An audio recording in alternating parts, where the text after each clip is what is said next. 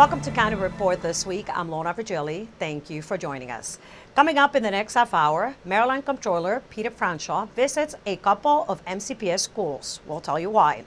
The Board of Elections is looking for bilingual workers. And later on the show, we take you to the Crossroads Farmers Market. But first, a recent report from the Council's Office of Legislative Oversight has found the schools only used about 2/3 of state money earmarked for programs for low-income students. And this news has some council members taking a close look at the school system's spending strategies. Susan Kennedy reports. The report found that $47 million in aid from the state that is earmarked for compensatory education programs was spread across the school's operating budget. Councilmember Craig Rice says making sure those students have the support they need should be a priority when these funds are designated. One of the things that's always been a priority for us on the council, for the Montgomery County Council of PTAs, is making sure that we can have resources allocated where need is greatest. Part of the challenge, however, is that it's not easy to just look at the cost of a teacher and saying that, okay, the salary or experience means that that teacher's any better than another teacher who might be newer, but who also might have a fervor for really jumping in and dealing with those particular issues. MCPS's use of that funding for non-compensatory education programs is legal under state law. However, Councilmember Nancy Florine says that money should be used to help close the achievement gap. I find it pretty troubling that 1/3 of the dollars that is designated specifically and precisely for what's called compensatory education, which is ESOL and children from families that require special support because of poverty and other measures, are not receiving the dollars that technically under these rules I think they should be getting. Councilmember Rice says the Education Committee will be working with MCPS and looking at some of the higher needs schools in the county to see what resources are being allocated. And if some schools are falling short in their needs, how to get them back on track. And if there's a disconnect between the needs that are in our schools, it basically falls on that principle in terms of communicating that information. We're going to make sure that all of that is working seamlessly. And then if there are additional resources, of course, advocating on behalf of those individual schools that might need it, to say to the board, allocate those additional resources to the schools so that we can make sure that our students are getting everything they need to be successful. In Rockville, I'm Susan Kennedy for County Report This Week. Executive Ike Leggett held the second library summit in Silver Spring. 6 years ago, the executive had held a similar summit to determine the function of libraries in the county. As a result, several libraries have been remodeled or built to provide county residents with more updated services. The latest summit was precisely to obtain public input as to what the future of libraries should be as far as function and programs. I strongly believe we need to move forward, and we need to do so, and we need to have a continuing plan of action to make sure that our libraries reflect the changes that we see. For many people, updating technology is the first thing that comes to mind when talking about changes to libraries.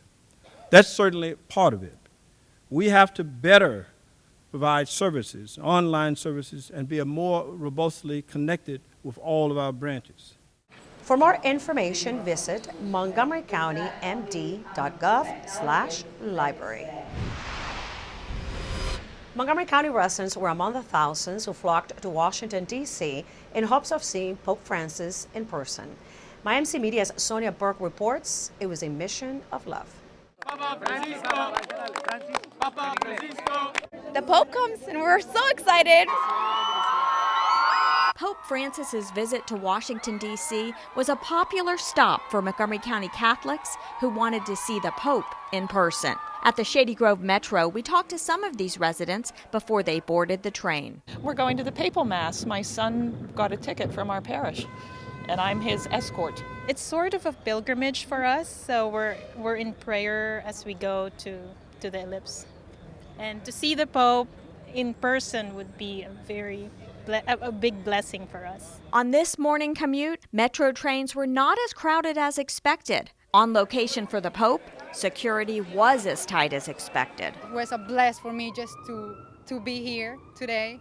And by the way, guess what happened? I brought my guitar because we playing, and the security staff said, you guys are not allowed to bring the guitars. So what we can do with the guitars, they said like, there's a trash in there, and we throw our guitars away. The Pope's visit was called a mission of love, and the love for this Pope was everywhere you looked. I thought it was important for my son and I to at least get a glimpse of the Pope and see and hear what he has to say and where he's bringing the Catholic faith. It was amazing to see him in person, especially how everybody always is talking about him going to a Catholic school, so it was amazing to meet the head of the church. We got to see the Pope in person. It was really incredible. I liked it a lot. It was really exciting to see the Pope come by. It's a once-in-a-lifetime opportunity, so I was excited I got to take part in it. You know, a lot of things going on in today's society, so I see him as a role model. I take everything that he says to heart. He looked right at us and gave us a nice papal wave, so it was perfect. That's awesome. What were you thinking as he paraded by? I was thinking these kids won't ever forget today. That's what I was thinking. What about you? I won't ever forget today either. That's exactly right. I thought it was a beautiful time for our church and for our country. In Washington, D.C., for County Report This Week, I'm Sonia Burke. Did you know that there was a Pope-Mobile parade here in Montgomery County? That's right. The preschool at St. Jude's Regional Catholic School in Rockville staged their own Pope-Mobile parade, and it was timed to coincide with a papal parade in Washington, D.C. That's Maximiliano Hernandez in the Pope-Mobile, which is a Little Tikes car painted white to match the real Pope-Mobile. Eileen and I wanted to bring, Pope Francis into the classroom and really explain to the children how awesome he is and how he's doing so many great things for us, and what better way to have a parade and have a Pope-Mobile and really relate it to the preschoolers' age and have everyone come together as a school community and really honor our Holy Father. I think it'll be such a memorable experience for them and so personal to have their own parade acknowledging the Pope's visit. He's our spiritual leader of the Catholic Church, and to make it something that they can bring home in their hearts and remember forever. We had the idea, and then we have such a great big preschool here at St. Jude, and we wanted to have a little people parade, and then all of a sudden everyone wanted to be part of it, which is great, because I know a lot of the older kids and even little guys really wish they would be able to go to DC and Philadelphia, but they got to experience it here and kind of have their fun with it. Bring it on home. Yeah. Bringing it home to St. Jude's. Yeah. Coming up on County Report this week, Maryland's comptroller visits a couple of schools to talk about financing college. And the Board of Elections is looking for bilingual volunteer judges for the upcoming presidential primary election. Stay tuned, we'll be right back. Did you know there are more than 10,000 county government phone numbers? But there's only one number you need to remember for non-emergency calls, 311. MC311 is Montgomery County government's online telephone information system. Need information? Have a problem or complaint? Trying to locate a county government facility? Call 311. The call center is open Monday through Friday, 7 a.m. to 7 p.m. The website is available 24 hours a day, 7 days a week. We did not lose the war in Vietnam. We quit. And it just made it so much harder for all those guys that were wounded. You look and you see the guys beside you and around you. We realize you're all Americans. And no longer are you a particular race, you're a soldier. I became the first resident of the Hanoi Hilton. We're going to come out of there, but we're going to come out of there with our honor. On Saturday, October 24th, join Bob Schieffer at the universities at Shady Grove as we honor our more than 13,000 Montgomery County veterans who served in the Vietnam War. Welcome back to County Report this week. I'm Lorna Virgili. Maryland Comptroller Peter Franchot made a visit to a couple MCPS schools to highlight some important topics. MCPS TV was there and brings us the details. Montgomery County Public Schools is the largest school system in Maryland, annually growing by nearly 2,500 students. Projected enrollment for this school year is more than 156,000 students. State Comptroller Peter Franchot, along with other local and state elected officials, had the opportunity to learn about MCPS's needs for capital improvements on a visit to Highland View Elementary School, a school that has more students enrolled than it was designed for. I'm going to report back to the governor. This is a fabulous school, and we need to put some state money into Montgomery County to help out with the renovation. The portable classrooms are not suitable. We at the state level are going to try to work with Montgomery County to come up with a systemic renovation that allows everybody to get rewarded for doing exactly what we want them to do. Comptroller Franchot and officials took the time to hear from members of the Board of Education, the MCPS Facilities Management Director, as well as from the school's principal. I think it was a very positive visit. He was very interested in hearing about our school, about our successes, our challenges with the facilities, with the 6 portable classrooms, and I felt that he was very committed to engaging in dialogue with local and state officials about how he can be helpful. Every single year we're growing 2,500 new students entering the school system. That's about a new high school every single year. So one of the challenges as a lawmaker is to try and find how we're going to finance all of this school construction and modernization. And as we go into the Annapolis legislative session in 2016, I think at the top of our minds is how do we get more money into the school system to be able to take care of this over-enrollment. While visiting MCPS, Comptroller Franchot joined State Treasurer Nancy Kopp on a visit also to Rolling Terrace Elementary School to share with students the importance and benefits of the Maryland College Savings Plan. They told us all about what we can do in college. Kopp and Franchot want to remind families that now is the time to begin saving for the children's education. The Montgomery County Board of Elections has voted to change 2 of 9 locations for early voting in 2016, and that decision has outraged some Democrats in Montgomery County. The president of the BOE is James Shallek. What we wanted to do, the majority, we wanted to expand the geographic outreach of early voting, to move more up county and to more areas that had never had early voting. Potomac and Olney have never had early voting sites. Olney is a growing, diverse community. If you go out to Olney, you see all kinds of construction. Population is growing tremendously. Potomac, an established community, and the site is on Falls Road, has always wanted a site, but has never had one. So we wanted to change the direction of the board and to add new areas that we think will encourage more voting and be better for the county. Geographic diversity. Congressman Chris Van Hollen sent a letter to the Maryland State Board of Elections this week asking it to reject the proposed changes in Montgomery County.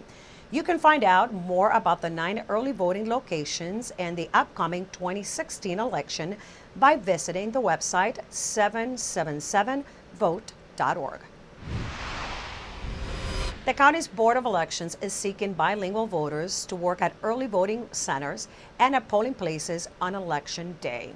Because of the county's diversity, the board recruits workers who speak numerous languages. If you speak a second language and would like to work for the primary election on April 26, 2016, and during early voting, call 240-777-8532. or visit 777vote.org to download an election judge questionnaire from the site. Election judges are compensated for training and for service on Election Day. The Montgomery County Office of Consumer Protection investigates and solves consumer complaints. Here's OCP Director Eric Friedman with the latest consumer information. This consumer alert is to warn residents about overly aggressive towing and to let you know about new legislation that's just been passed in Montgomery County. There's probably not anyone in Montgomery County who drives who hasn't either been towed or at least knows someone who has been towed. So after holding public hearings, the County Council has passed new legislation and the County Executive has signed new legislation to regulate the trespass towing or impound towing practice in Montgomery County. Some consumers probably don't realize that when you park in a shopping center, there may be someone watching you. They may be hiding behind bushes or in a tree or somewhere else taking photographs of you. So that if you park and make a purchase in a store, and then just walk across the street to mail a letter or get change or get a cup of coffee or a donut, you in fact can be towed in as little as 30 or 40 seconds. That's all it takes for a towing truck to swoop in like a hawk and remove the vehicle. If you think the towing firm has not complied with all the aspects of the law, please contact the Consumer Protection Office. We have investigators that are specialists in these kinds of cases. There need to be proper signs out there, and there are things that the towing firm has to do before they can leave the lot to properly tow a vehicle. The act of towing a vehicle is an extraordinary act. It doesn't exist anyplace else in our marketplace. And yet we have some behavior that's overly aggressive. In fact, some people have called it predatory. So now we have new laws in Montgomery County that are going to hopefully regulate this practice. What consumers don't know is that the property owner has to authorize the tow, and the towing firm has to report it to the police before they leave the parking lot. So again, this is an extraordinary act, and we need to have rules to regulate it in Montgomery County, and luckily we now do. Coming up on County Report this week, Montgomery College celebrates International Translation Day, and a community gathering where neighbors get to know neighbors. That's next on County Report this week. So, I'm kind of new here, but I've noticed a trend. My human does this funny thing where she goes around and gets all my toys, and then she hides them in that basket by the door. It's like, hello, that's where you put it last time. You were the worst at hide and go seek.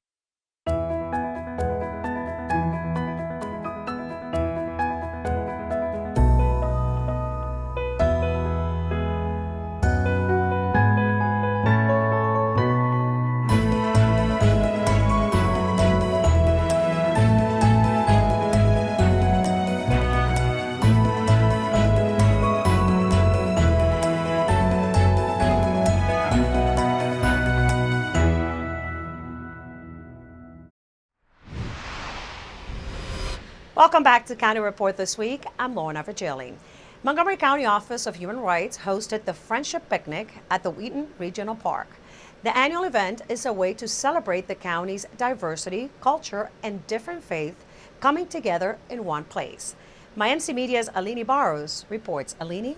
I'm in Wheaton at the 3rd annual Friendship Picnic, where people from all over the world are here to celebrate diversity and culture and to learn more about their community.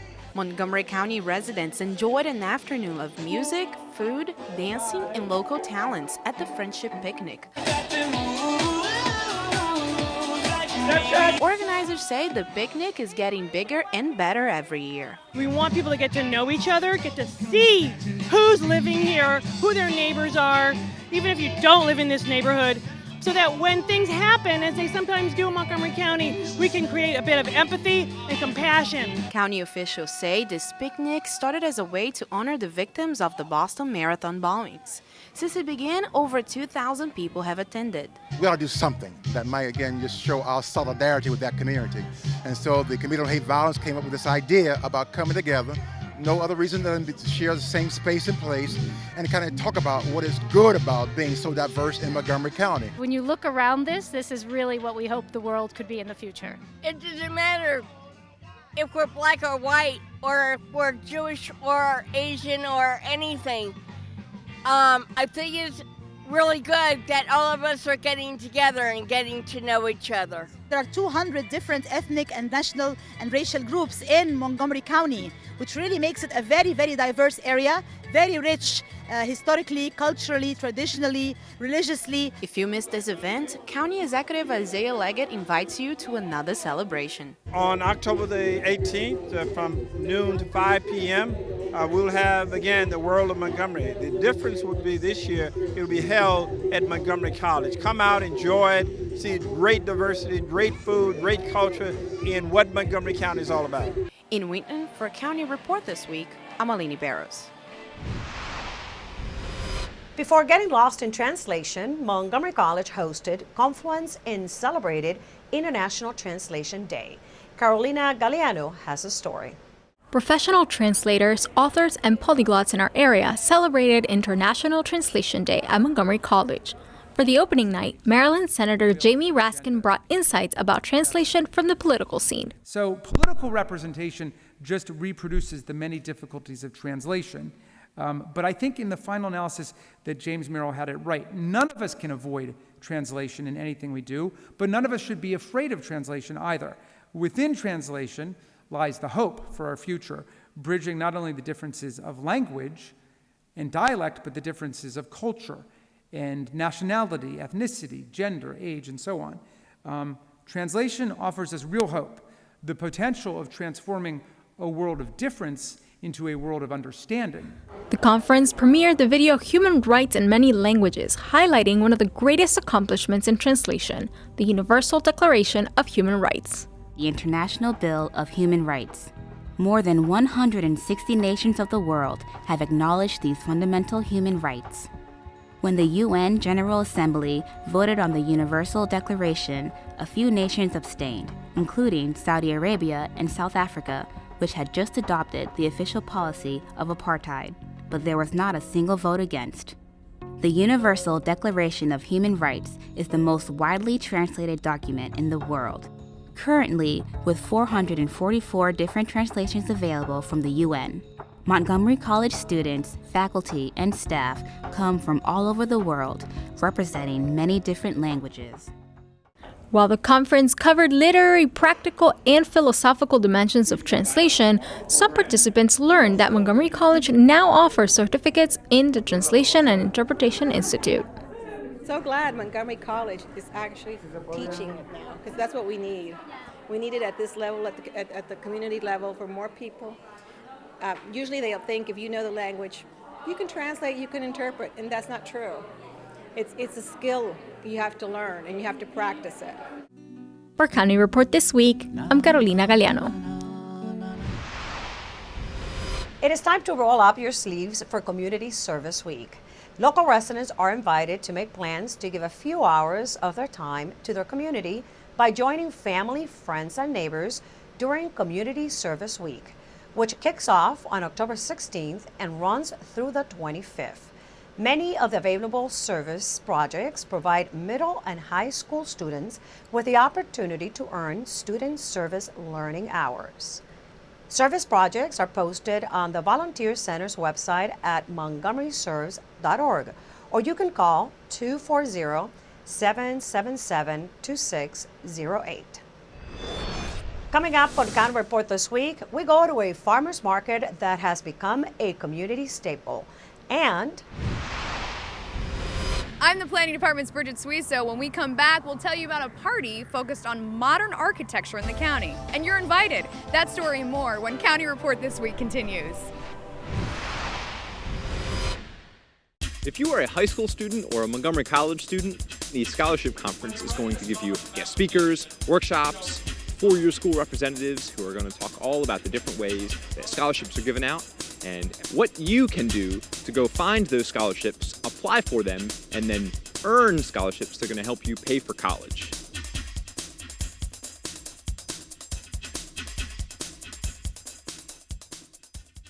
Montgomery College invites you and your family to experience live music, chef demonstrations, a parade of cultures, and more at the World of Montgomery Festival on Sunday, October 18th from noon to 5 at the Rockville campus.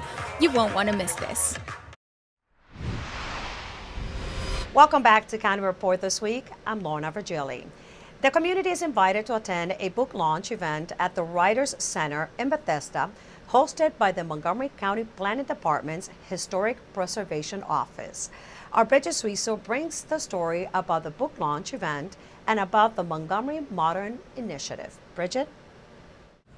That's right. Montgomery County Historic Preservation Planners have begun exploring, analyzing, and recording local mid-century modern buildings and communities, all part of an initiative called Montgomery Modern. One planner has taken this effort to new heights and has a new book to prove it. Montgomery Modern is a study of mid-century modern architecture in the county, and it's really a research effort that we've undergone. It's developing the historic context for architecture in the post-war era, and it's a time period that's been little understood. We're raising awareness about the value of buildings from this time period. We started the Montgomery Modern Initiative a few years ago. We have a blog, And we've also been doing tours. We did a bus tour and a bike tour. They're very successful. They sold out very quickly. And it's been a great way to get the word out, to bring people out to see some of the treasures in the county. And we've also put these, we've developed guidebooks and we have them on our website. We also have a virtual tour there. So for folks who weren't able to come out for the tour, you can see them on the website. We'll be having book launch from 7 to 9 p.m. and we're going to be having books available for sale, and I'll be signing books, and I'll also do a presentation on historic architecture in the county, and we'll have refreshments too. There are hundreds of farmers markets in Montgomery County where shoppers can find fresh, locally grown fruits and vegetables to add to their diets. But one unique venue in Takoma Park offers so much more. It's Wednesday, and the Crossroads Farmers Market in Takoma Park is bustling with activity. Mothers with their children, senior citizens, and folks from all walks of life are here to find some of the best local produce in town. But the Crossroads Market serves another important purpose. It's accessible to low-income shoppers. It was the first farmers market in the country to do a double dollars for food stamps program. So if you spend your food stamps, if you spend, say, $15 in food stamps, we'll double that with privately raised money, an extra $15, so low-income families can spend $30 with local farmers. Each week, the market sees more than 1,000 visitors, and 90% of those folks qualify for some type of aid. I've been eating padron peppers, which is my new favorite. Padrons. Councilmember Mark Elrich is a resident of Takoma Park and a frequent visitor to the Crossroads Market. It provides fresh food, locally grown. It has good prices. They take SNAP. They incentivize people for shopping here. And it's a good thing. Pretty wide variety of food here. It gives opportunities for local farmers to sell, which is the other side of this. Is if you want farmers to grow table crops rather than be involved in the big crops. $3 or 2 for $5. They've got to have markets. Catherine Collins brings her fresh goods from her farm in Virginia. It's the mission of the market that brings them back year after year. Well, we have a lot of international customers who are looking for all sorts of things that they recognize from their homes. So we try and offer a range of those things and bring what we can. And basically people are just excited to have fresh produce here. And we like to be able to serve everyone in the DC area. So it's a great way to participate, come out to a farmer's market that's much more accessible to all residents in this DC region. Same holds true for Kevin Tuckey. He has been selling at the Crossroads Market since it first opened in 2007. Takoma Park here is kind of like a melting pot of people. They have the fresh check deal here where they double the WIC check proceeds. They get more fresh fruits and vegetables for their money, and it helps me out and helps the community out. The Crossroads Farmers Market relies on funds from private donors, foundations, and local government to finance its Fresh Checks program. The agency received grant money this year in the county council's budget. Mark Elrich says accessible markets like this one serve an important purpose. A lot of these folks are walking here. You'll see people walking off site with their bags. A lot of people are transit dependent, and you can't get to a lot of the places where you have alternative shopping, or it's expensive. You could buy this stuff in Silver Spring, but the stores that offer it, it's an arm and a leg. So it's not accessible to them, even if it's physically present. The success of Crossroads Farmers Market has made it a national model. Today there are venues just like it in more than 600 locations across 30 states. And for the folks who visit here every week between June and November, this market represents an all-inclusive place to connect to fresh food without the need for deep pockets.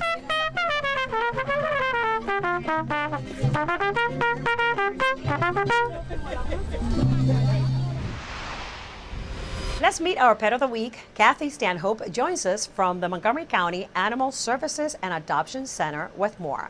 Kathy? You can see we have lots of birds here at Montgomery County Animal Services and Adoption Center, and this handsome devil is a cockatoo. He's about 3 years old. He's been found as a stray, believe it or not. Someone lost him and hasn't been able to find him. He would love to go home with you as a new pet. Can you give us a call, please, at 240-773-5900, or visit our nice cockatoo on the web at montgomerycountyanimalservices.gov/ASD. And with that, we close this edition of County Report This Week. Remember to like us on Facebook and to join us again at this time every week for a look at what's going on inside Montgomery County. I'm Lorna Virgili, and thank you for watching.